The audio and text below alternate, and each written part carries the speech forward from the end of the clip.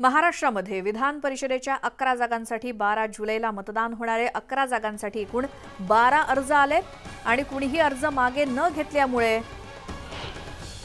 ही निवडणूक होणार हे निश्चित झालं आणि राज्यातील राजकीय समीकरण लक्षात घेतल्यास ही निवडणूक रंजक बनली आहे। राष्ट्रवादीच्या सर्व मंत्री हे आणि आमदार हे द ललितमध्ये राहिलेत, तर विधान परिषद निवडणुकीच्या मतदानाची माहिती देण्यासाठी आज संध्याकाळी ललितमध्ये बैठक होणार आहे। दरम्यान हसन मुश्रीफ आणि काही आमदार ललितमधून बाहेर पडलेत। रात्री अजित पवार गटाचे 27 आमदारच ललितमध्ये मुक्कामी होते। आज सभागृहाचं कामकाज असल्यामुळे अनेक आमदार आपापल्या वाहनानं विधान भवनाकडे रवाना झालेत। अधिक माहितीसाठी जाऊयात आमचे प्रतिनिधी द ललित हॉटेल बाहेरून वैभव सोनावणे आपल्या सोबत आहेत। वैभव, आज सकाळपासून या हॉटेलमध्ये काय घडामोडी? श्वेता, सकाळपासून मुवमेंट जी आहे ती स्लो आहे। फार काही डेव्हलपमेंट जे आहेत ते पाहायला मिळत नाहीयेत। याचं कारण सकाळी हसन मुश्रीफ बाहेर पडले, त्यांच्या पाठोपाठ काही आमदार बाहेर पडलेत आणि थोड्याच वेळापूर्वी म्हणजे अगदी साधारण 5 ते 7 मिनिटांपूर्वी अजित पवारांचा कॉन्वॉय जो आहे तो सुद्धा इथून ललितमधनं बाहेर पडलाय।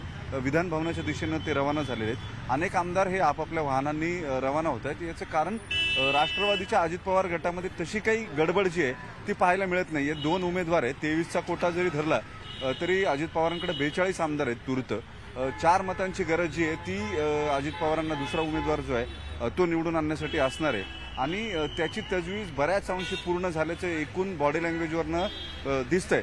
सगळ्याच अजित पवार गटाचे आमदार जे आहेत त्यांच्या एकूण बॉडी लँग्वेजवरून दिसतंय, कारण त्यांना कुणालाही अत्यंत काटेकोर सूचना देण्यात आलेल्या नाहीत किंवा मुवमेंट जे आहेत त्या रिस्ट्रिक्ट करण्यात आलेल्या नाहीत। अनेक आमदार हे सकाळीच बाहेर पडलेले आहेत। काही आमदार हे रात्री येऊन केवळ सुनील तटकरे यांचा वाढदिवस साजरा करून जेवण करून इथून पुन्हा निघून गेले।